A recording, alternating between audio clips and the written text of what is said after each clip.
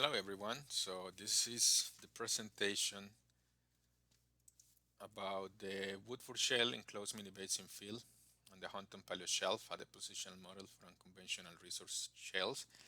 This is myself, Emilio Torres. I'm a proud alum from Dr. Roger Slat.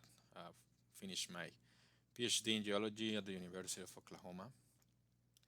And I would like to acknowledge and I'm very thankful to all the companies that provided sponsorship financially and also with data and analysis support through all these years for the Institute of Reservoir Characterization, Woodford and Mississippian Consortium. Also to the APG Foundation, Schlumberger and CGG for their software. SCG Foundation, both APG and SCG funded my research. And to the Oklahoma Geological Survey, thanks a lot for all the data support and all the constant feedback and for allowing me to present during this workshop. So let's get started. What you would see today in this presentation is, well, this is a large title, so we'll see. But what I really would like you to come after this presentation is the value of integration, how all different multidisciplinary analysis come all together to answer one major scientific questions, and then what is the economic importance to all this analysis. So first we're going to start with stratigraphy, acoustic, subsurface. I'll talk about organic matter content, rock mechanics, and stratigraphy when I characterize subsurface data and outcrop. Then, using seismic and geophysics. So, like going to the subsurface. And then we propose, like sweet spots detection on this type of deposits, fluid flow, landing zones. So this is going to be the importance of this analysis.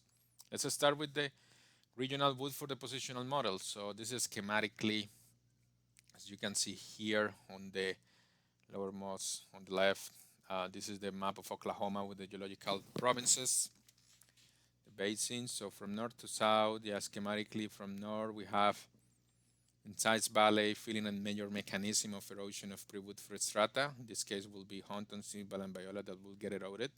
Then Woodford will deposit on top over a regional statewide unconformity. And then on south and central Oklahoma, we get karstification futures events for aerial observatory exposure of this pre-Woodford strata. So this is the major schematic mechanisms of erosion of pre-Woodford strata. This is this schematic cross-section, so south of Oklahoma on the right, north of Oklahoma on the left. We have the pre-Woodford strata here, Hunton Group Carbonate, south central Oklahoma, more towards the north, the Sylvan Shale, pre-Woodford seafloors. So when we start to deposit the Woodford, we drop the sea level. So during this falling stage of sea level in the north of Oklahoma, we have identified size valley, scouring down and filling. Then we have some isolated water bodies. That's why we see with question marks about stagnant high salinity isolated waters. And then, we develop like this paleotopography with some seals and barriers. When we start at the transgressive system tracts, flooding all these Oklahoma areas. So from present day south to north is where the sea level started rising, from present day south to north. So we have some areas with restricted circulation, central and south of Oklahoma. This paleotopography acts as barriers and seals. So we have like this marine encroachment. And then we continue to rise the sea level. So you see that we are filling these pockets, these mini basins. Some areas, you see like the water depths are very different. You can have also some inputs from the continent as well, but the major mechanism is like marine transgressive system tracts. And towards the end of the Woodford, see how we have filled everything. This is obviously very exaggerated, but it's just a schematic model. So we have flooding everything and we get more open water circulation. Now we don't have any seals or paleo barriers that prevent water circulation and oxidation and upwelling currents. So as we move in geological time, we improve water circulation through a continuous sea level rise that we're filling these pockets. And then if we relate this to the Woodford members, so these stages, initial stages would be more lower Woodford. This one is going to be more middle Woodford that we're filling these pockets. And then upper Woodford is where we have more open water circulation conditions. So yeah, in conclusion, is that the early stage of falling sea level results in water masses as oscillations and restricted water circulations over these topographic depressions led by karst or incised valley development under the pre-Woodford strata, carbonate platform or silvan shales. What we have previously identified at the SLAT research group, this is published in 2019, Shannon SLAT. So this is in north of Oklahoma. You can see this is flattening on the Woodford maximum flooring surface. This is pre-Woodford strata. You can see the north, some Hunton gets fully eroded. You have silvan in other areas you erode, and you have like just viola touching the Woodford. You see all this paleotopography as well. Lowermost Woodford, you can see how it's pinching out here towards these depot centers or mini basins. After the maximum flooring surface, the deposits are more, let's say, widespread. Same with the upper Woodford strata. Same Geological and SLAT, they published in Shale Shaker and his OU master thesis. And yeah, this is identified similarly. You can see this is Woodford Bay, similarly in the Cherokee platform, McCullough. He also mapped the Hunton group thickness, so you can see how these blue values are low values from 0 to 380 feet of ground thickness. So where the Hunton is thin, the Woodford is the thickest. So the Hunton, the erosion of Woodford strata is the depositional failure. You can see this trend over here, this thickening trend here. Same is kind of vice versa. When the Woodford is very thin, you can clearly see that the Hunton is much thicker. Same in this area, thicker Hunton, thinner Woodford. So definitely pre-Woodford strata plays a key role on Woodford growth thickness, especially for the lowermost strata. So what did Emilio do? I go to the macro picture because for Emilio sites matter. So this is a growth map here for the Woodford, 0 to 450 feet. This by reference are the horizontal drilling activities, so mostly here in North and Grady County, in Oklahoma. Now I also map the gross thickness of the Hunton, and you can see here in North Oklahoma how where the Hunton is thinner, less than 70 feet. You have a Woodford that corresponds between 150 and 200 feet. Here you see how this is aligned. Also this kind of shapes of circular observation, of higher thickness. So this is what I meant, that in the north you have like this incised valley filling here. It's major mechanism. Then in this area you can see, okay, Kingfisher, Blake, Canadian County, you have, like the Hunton much thicker and the Woodford much thinner. It's like between 100 and 120 feet.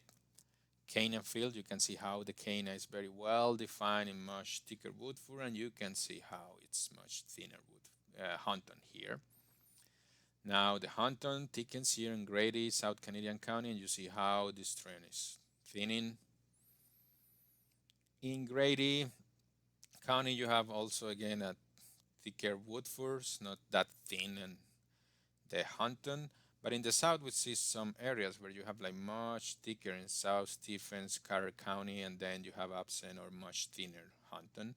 The Marietta Basin, we have like here much thicker Woodford. This is Hampton, almost absent, so this can be the end of this paleo shelf. So you probably have developed more accommodation space here on this basin, and then there are some areas where we have thin Woodford and much thinner Hunton or absent Hunton as well.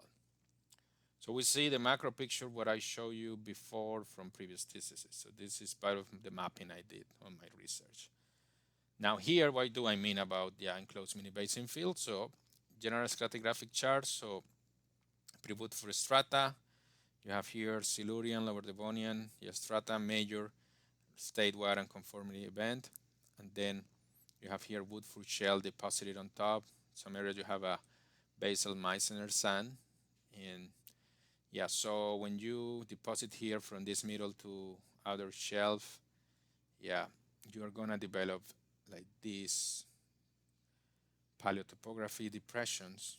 So, and this is schematically from north to south of Oklahoma, same that the sea level is rising from present day south to north.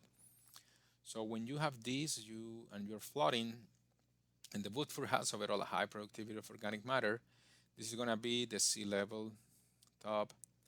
You have water columns inside the sea level. So you have one uppermost water column, let's say layer, which is the oxic layer, and then the anoxic layer. So you have like this chemocline where you develop photoxonic euxenia, which means that you have free sulfur in your water. And this free sulfur is gonna molecularly replace the oxygen, and it's gonna prevent the oxidation of your organic matter, and then it's gonna help to develop anoxia, bottom water anoxia. So this is good because you have high productivity organic matter. Yeah, the organic matter is deposited here on these bottom sediments, clay-rich, sediments, and then it's gonna preserve. You deposit many condensed sections. The sea level, of course, it's rising and falling, so it's not just a continuous sea level rise. What happened when you fill this? Previously, you have like these seal barriers that prevent open water circulations and reworking. Now you don't because you have filled these, or in areas where you don't have these pockets or not that deep pockets. And then you can see that your oxic water column layer is much thicker. You have a thinner chemocline, and then you still have productivity, even can be lower, but the preservation and oxidation rate is higher. So this is a sweet spot for good organic matter content. But now we have questions. Do we have enough maturity and temperature and pressure to generate hydrocarbons? Can we break it or not to make this economic? So let's see. How these rocks looks in the subsurface? So this is a seismic line in Oklahoma tied with a core. So you can see this is the gamma ray coded here, and the Hunton here, Woodford. You can see high gamma, Hunton, then it's a drop in gamma. When we tie this, it's the Woodford is going to be this light green, then the Hunton is this red horizon, Viola, and then the blue is the Viola, the Sylvan is going to be this magenta, and the cyan is going to be the Arbocol group. So we really can't see much. We can see much with common methods. So at any rate, let's go and see what else we can do with uncommon methods. So main two questions, what are the geological, geochemical, geophysical characteristics of the Woodford Shale enclosed mini-basin fields, and the so what? Are economic or not, and can we predict and make any profitability for unconventional resources shales? So moving on, seismic, promise you seismic. So this is a seismic survey in the Cherokee platform, as I promised, and we were lucky this is a shallow survey. We have good resolution, vertical resolution. So this yellow seismic horizon is the Woodford top, seismic top. This is not flattened at all. So this is the blue, it's going to be the Hunton. This orange is the Sylvan, and then this is the Viola. You can see how these pre-Woodford are much brighter seismic reflectors, and post-Woodford are also much brighter reflectors. We get internal observations. These are internal seismic reflections. They're pinching out here towards the lowermost Woodford, and where the Hunton is eroded, you can see there is no Hunton thickness here. You get the thickest Woodford where you have some Hunton thickness. You don't have that thicker Woodford. In some areas you have both very thin. You can see here how both are pinching out. Same, this is a cross line. So now you can see the Woodford top is a trough, the Hunton is the Speake, the Sylvan, same, and the Viola, so same. Hunton is eroded, you deposit all the Woodford, you can follow this horizon here, how it's pinching out here. Even here on this middle part of the Woodford, and then the uppermost Woodford, there seems to be more continuous. So this is the Woodford seismic structure map in time. So towards the southeast of the survey, we have this structural height, then it's much deeper towards the north and central part of the survey. Thickness, much thicker here in this northeast area. We have some thinning here on the southwest. Hunton structure is very similarly trained at the Woodford, but look, here you get this rounded shape here in the middle of the seismic survey. You see like much thicker Woodford here, and see in this area, probably this will continue. It's just that we get cropped. How we have this much thicker Woodford shale, and where we have much thicker Hunton, you have almost absent Woodford. So what we see in the regional scale, and with even in the Cherokee platform north of central of Oklahoma, we see here also locally. And this is about a mile, mile by 1.5 miles. So if yeah, so it's relatively, yeah, not a very small area. So what we do, we did TOC calculation from Woodford to Hunton group in a seismic window. We use the acoustic impedance, so we perform post-hoc seismic inversion using a probabilistic neural network. TOC was calculated on wells with the density log tied with rockable pyrolysis measurements, calibrated measurements on some cuttings analysis that we did. And then using the impedance, we were able to estimate TOC, seismic TOC. This is the impedance product, so low acoustic impedance values are going to be low density or lower density rocks, therefore clay rich, higher in TOC for the Woodford Shale commonly. Higher acoustic impedance rocks are going to be much higher density. So you can see this here is the Woodford base or the Hunton top. So here you have some Hunton thickness. This is the Hunton top, but where the Hunton is eroded, you can see, yeah, it's the thickest Woodford, and also we have lower acoustic impedance. We have the lowermost acoustic impedance here. We think it's a tuning effect, as yeah, we don't probably get the resolution as we expect. This is more like towards this area where both of these guys are very close together, and yeah, probably we get the tuning effect. Then this is the middle Woodford, so we were able to tie with wells and map it, and then you have the this is the acoustic impedance log, so you can see how high acoustic impedance is here in the upper Woodford. Yeah, you can see how it's the highest for the Woodford, and we use this seismic window, we crop it here, yeah, some milliseconds below the Hunton. So yeah. So here what we have is what I show you, the time thickness map of the Hunton, and then we use coherency, most positive, most negative curvature to identify areas of calcification. So you can see how these features are interpreted as karstified features. Yeah, they're also faulted features. And then we estimated TOC time with some wells. We have tuning effect, so probably that's why, I mean, TOC, higher TOC is going to correlate with this lowermost acoustic impedance. But then overall, you see where these depot centers, you get like almost, yeah, 9 to 10% of TOC. So yeah, this now it's a cross section, yeah, with the wells, and then you'll see that the lowermost Woodford. So this is we were able to map like this, type the wells. So the lowermost Woodford is high TOC, then same with the middle Woodford, and then the uppermost Woodford TOC decreases. So this is also honoring our regional depositional model. Now I'm moving towards the outcrop. So this is the Speake Ranch outcrop. I show you a seismic here in this Potawatomi County. Now we're going to the Murray County Speake Ranch outcrop. So yeah, why is this important? This is tied with the South Scoop Plains, and there are some wells drilled nearby. So we were able to walk across the Woodford stratigraphy. So where is this located? Yeah, this is where the Speake Ranch is located on the Arbuckle Mountains trend. So this is a series of outcrops. You can see Murray County, Carter, Love County, I-35. Yeah, we're here in the Armour Basin, in the Arbuckle uplift here. I-35. This is the Woodford Shale Road cut, where Woodford and Mississippian has, there are outcrops here. Then this is the trend of the Arbuckle Mountains. We have the famous Ameco Quarry, Henry House Quarry, reported by OGIs many years ago. And then we have this private ranch, Speake Ranch Quarry.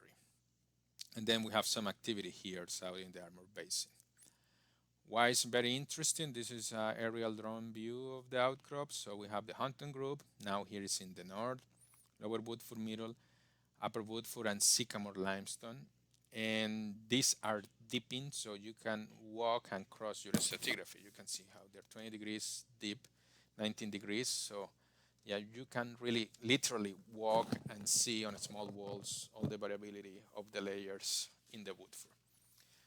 So this outcrop was initially studied by Galvis et al. 2017 and Becerra in 2017. They did a fantastic job. They characterized all the 314 feet of the Woodford strata.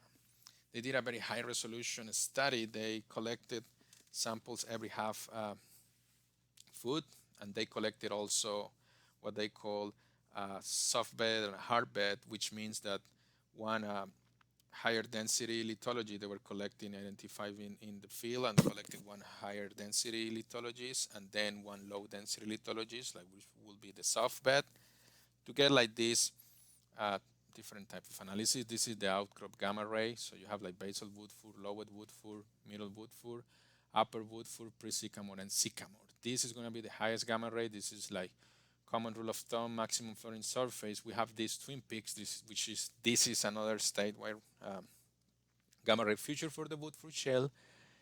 In this is outcrop gamma rays, so they got better exposure here on this upper Woodford because they are much harder lithologies. This is not a clay-rich deposit. As you can see, this is going to be a black chert, so black chert here color-coded by their lithologies. So these are chert-rich, silica-rich, and why you get a high gamma readings, if I'm telling you it's a chert-rich, is because there are many radioactive elements, and I'll show you some of these in the XRF, and these provide high gamma ray readings. And then, XRF was measured for all samples, TOC for 536, Galvis published 120. I complemented this analysis with 536 Rockwell pyrolysis analysis that I'll show you. Three major lithophases I'm showing you here, all of these lithophases, but the three major. So we get siliceous shale lithophases. You can see some flattened Tasmanitis here, darker colors, higher inorganic matter. Then siliceous mudstone lithophases. You get some radiolarians, fractures, fields with silicon calcite, and then also you get some bitumens here. It's not as darker the matrix as these siliceous shale lithophases, and then chert-rich lithophases. You can see more radiolarians here, content as well, and this biogenic silica is the one providing this silica-rich and then higher brittleness or hardness in the uppermost Woodford. So if we can conclude this is going to be upper Woodford, this is going to be more middle Woodford trend, and then this is going to be lower Woodford. Now, why are we suspicious about the Speake Ranch can be in a depot center? So this is zooming in the map that I show you. And this is a cross-section that I'll show you later on, but we see the ranch here. Then the Woodford is much thicker. The Hunton is not that thick. But you can see these areas where the Woodford is much thicker, the Hunton is much thinner. So it's kind of like, okay, we'll see. Initially we suspected. Let's see if we can confirm that. What is important about this? I show you the gamma rays, so lower Woodford, middle, and upper. This is TOC. You can see how spiky it is because I told you we collected and measured from a soft bed, clay rich, and a hard bed, so that's why you see a lot of variability. But interestingly, you can see very high TOC, almost 35% in the upper Woodford. S1 Rockwell pyrolysis data shows like very high values for the upper Woodford, which we have interpreted also by courtesy of Brian Cardot of the OGS for fluid inclusion analysis that this is migrated Woodford oil a little slightly more mature. This outcrop maturity, it's immature, 0.6, also measured by Galvis and Cardot in 2017, 0.6 RO. So this is immature, even though that this is an outcrop and we can have weathering effect on it. We are closer to original organic matter conditions, and we haven't found many weathering effects on the organic matter. Then S2, you can see how this is very spiky. Also here in this upper Woodford, so we suspect same migrate oil here in the upper. You can see how the S1 is very flat in the other members. If the maturity is the same, we should expect similarly behaviors, but we confirm with fluid inclusions. HI is the same, it's very high, close to, but overall you can see how higher it's here in the lower Woodford. It's very spiky because I told you we get a lot of cyclicity in the deposits. Oxygen index, you can see how it's much higher here in the upper part of the middle Woodford. And Tmax, I told you, it's less than 435. We get like slightly anomalous values here, which we suspect can be affected by migrated oil. Now, these are all 536 samples, color-coded by members. So the lower Woodford, you can see how they're more concentrated here, Pseudo-Van Keller-Venn diagram. Higher hydrogen index and much lower oxygen index. I told you this is sulfur-rich conditions, so you don't have a lot of oxygen, needed here values. Then the trend is decaying like this exponentially. So we have proposed, okay, this is the anoxic trend and this is the oxic trend. Then this is more transitional trend. So you can see how. Middle Woodford, yeah, it's also kind of everywhere here. But upper Woodford is mostly here in the oxic trend. There are still some values that, yeah, we suspect can be, yeah, like for this migrated oil as well. Then, yeah, the elements. So I told you, yeah, that there are radioactive elements here in the upper Woodford, vanadium, uranium, yeah, correlating with this higher gamma ray here. Then we interpret that, yeah, you get more upwelling currents, yeah, nutrient supplies here that then provide these elements than in the lower members, even though that you have higher uranium, possibly because of the organic matter content here, and slightly higher molybdenum. So we see like anomalous moly and vanadium and uranium values much higher here in the upper Woodford. Then we do silica with alumina. Yeah, we have seen the radiolarians, and this corresponds where silica where exceeds aluminum. It's more biogenic quartz, yeah, input or source of the silica than the trial quartz in the middle and lower Woodford environments. We did some biomarker analysis for some samples, not for all 536. And I'm just showing you some. This is something interesting that we're reporting. I don't know if for the first time for the Woodford, but we found that. So it's a tetracyclic polyprenoids. Holba in 2000 and 2003 published that this relates to some type 1 ketogen. So this is not very abundant, but we found that. When we perform like Holbas, I'm not saying that this is a lacustrine rock. No, it's still marine and mixed facies here. Yeah, but we found that compound, so which means that you get some ketogen that has been depositing down deeper in the basin or towards these deposit mini-basin fields. Then gamma ray, high gamma ray here, maximum fluorine surface. Yeah, this is how the concentration on the C30 TPP, we use GCMS-MS, yeah, and then we correlate with GCMS, and then yeah, we can find that, yeah, these are more concentrated here in the middle Woodford. We get some spikes that we think are also because of the migrated oil, because, yeah, this is Woodford charging itself. You can see also the TOC is a soft bed in red, how high they are. These are color-coded. Like the harder beds, yeah, are much lower TOC, but overall they're higher than 4%. So even though that I'm telling you it's a harder lithology, it's good TOC content. Then we also analyze the arylosoprenoids, C40 carotenoids. So just a brief summary, these compounds are from green sulfur bacteria, and these are produced under euxinic conditions. So we use them to identify phoric zone of euxinia, where we get like higher anoxia, and then to integrate that into this concept of enclosed mini-basin field. So this is, yeah, also using gamma-Sorani index, aryl-isoprene ratio, and all these C40 carotenoids.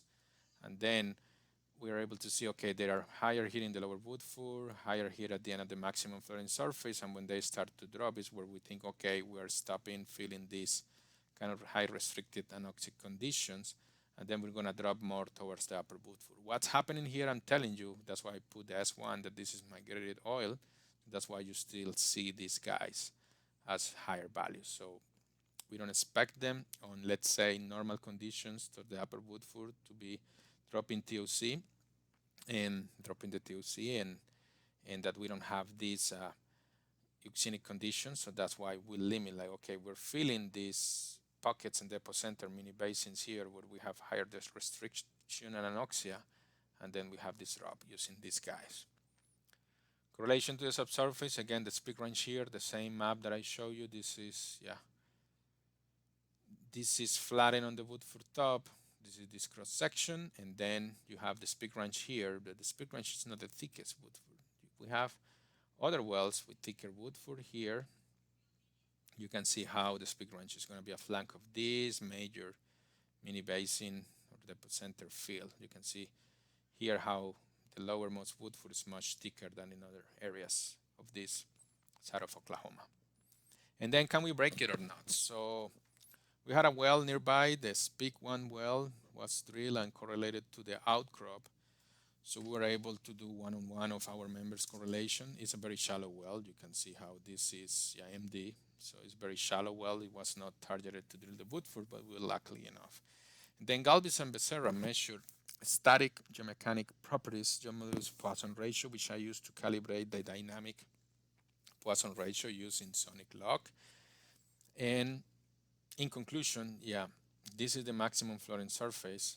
So we also identify, okay, this is going to be what I can find in the Speake Ranch and the enclosed mini-basin field. So from the maximum flowing surface, we constructed a brittleness curve. So you can see whatever is higher than 50% of brittleness. We have one interval here. We did also fracture aperture analysis here, calibrated with the UCS on the ranch samples, Speake Ranch samples. And then, maximum flowing surface, we get a 40, 50 feet interval below, which is going to be inside this mini-basin field. We get another, not that brittle, here, more in the upper part of the lower Woodford member. And then we get, after the maximum flowing surface, post mini-basin field, some interesting intervals. What happened here is that you are increasing your shear content, so it's going to be a much tougher and stiffer rock to break. And whereas here you get more of this variability that we have identified, like clay-rich deposits, soft beds, silica-rich deposits, hard beds. This is the brittle ductile couplets.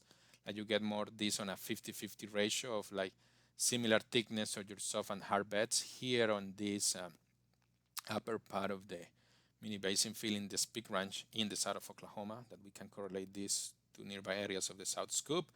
But then after the mini basin field, you start to increase your shear content, and then you don't have this 50-50 ratio. So in conclusions, the lower Woodford member gross thickness is on average greater than 90 feet, but in this case you don't see for the entire lower Woodford a good brittleness, but you see that in the middle Woodford member, in the upper part of the middle Woodford member. This is how the 50-50 interval looks. So soft bed in red, color code in red, hard bed in green. So you can see how, if you follow this bed of the hard bed, you can see, of course, these are outcrop fractures, but you can see how these fractures are continuous. So here in the softer beds, they collapse back. And 50-50 is like, if you analyze, for example, this hard bed thickness is very similar in thickness to this, this soft bed, pardon me, and then this hard bed. Similar in thickness, same here. So that's what we call it about 50-50, is the depth ratio of these brittle ductile couplets. You have mechanical anisotropy. And by our research group, many integrated studies, we have concluded that this mechanical anisotropy aids the energy to disperse. Of course, if you put this into a propan embedment X scenario, the harder beds is going to be where propan is embedded and then the softer will collapse back. But when you have this anisotropy, you get a better, let's say, fracture expansion. It's not that and propan embedment. It's not where you have much softer bed, just gonna frac, but it's gonna be your slick water and not your propan. Where you have like this ratio, that's what we have concluded. It's very similarly like harder beds, you embed your propan, softer beds will collapse back, and these are common Woodford type curves published by Salat and Abu Suleiman in 2016. So we recognize that Woodford, this blue curve is not the highest type curve area as you compare to other places and maybe Permian, but it's has not been bad at all. So now I've shown you some seismic outcrops, so 3 seismic again. But then we'll do reservoir simulation to show you like the so what of these enclosed mini basin fields. So now in this workflow, I'm gonna start, we're gonna define some wells. This is in the north of Oklahoma now, so we're moving by confidentiality. I cannot show you a precise location, but this is different seismic surveys. So we again calculate, define all the sedimentology, TOC, porosity, geomechanical properties, petrophysical analysis with well logs. We have a seismic volume. Again, we are fans of impedance volumes and seismic attributes. And the so what is that we're going to use the geology and the seismic to construct a 3D geocellular model. Then we're going to use seismic machine learning, geostatistical analysis, what? To populate the reservoir, the geological reservoir model. We're going to use self-organizing maps of seismic attributes, generate topographic maps, k-means, volumes, because we're going to use this that relates to rock lithologies to propagate our petrophysical and reservoir properties vertically and laterally. So it's not a pure geostatistical, it's guided by some seismic analysis. And then at the end, we'll see, okay, where are we out from seismic and from all the geology, our enclosed mini-basin fields, and we're gonna use type curve areas classification to do simulation of each area. So this is what we have here. We have some wells. Yeah, I'm showing you, this is gamma ray. Yeah, this is resistivity, sonic, and then this is passive methodology and smokers TOC. We have some coarse measurements. So we use smokers because you can see this is the Hunton group, this is the Woodford top, here we have some Kinderhookian.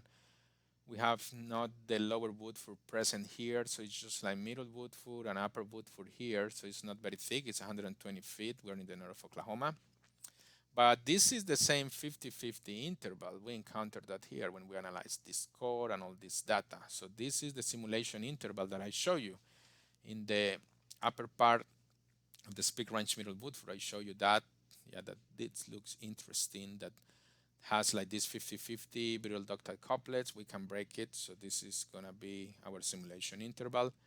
Then you can see this blue curve, how the smoker is following better than PASI. So we use the smokers to estimate TOC in other wells where we don't have any measured TOC. Seismic thickness map, again, this is the slide that I showed you at the beginning. So yeah, Merrimack here, Woodford, Hunton, Silva, and Biola. But now, even though that you apparently don't see much, this is the cross section that I show you. This is the Woodford Shale time thickness. Look, again, higher seismic thickness correlates here where the Hunton is thin and where the Hunton is much thicker, even in seismic, some milliseconds, even small milliseconds in quantity. You can see the same. So even though that you map just peak of troughs as we did here in this survey, you don't see as internal reflectors as we did in the Cherokee platform. You see the same. So even at this smaller seismic resolution scale, you see the same, and more over here, you see how the Woodford is much thicker than when the Hunton is almost absent, almost zero.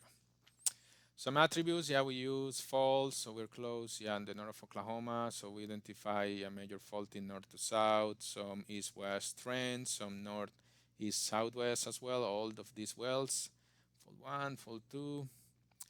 Same, I told you, impedance, we are lovers of impedance. Similarly, this is Merrimack, you can see how much acoustic impedance is here.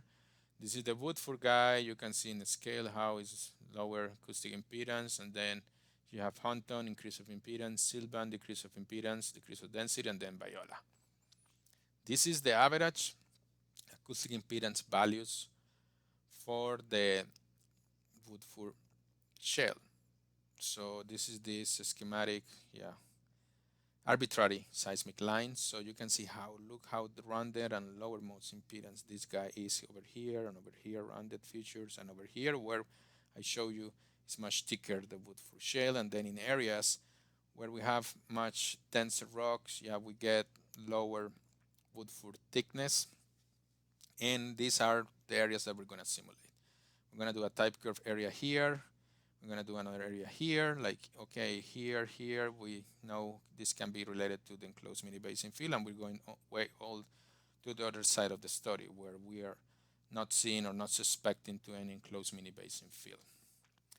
Then this data set was provided by an operator, so we're simulating production and completions designs from 2014 to 2020, so that's why we're doing like 1 square mile back then when they were just doing 1 mile lateral wellbores.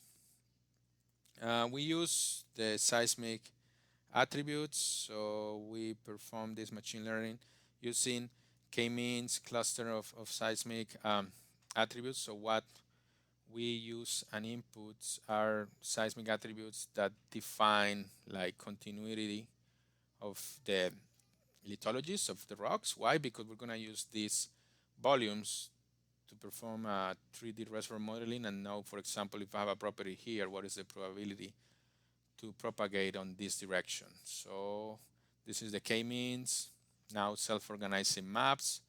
Yeah, you can see like, okay, we get more continuity here.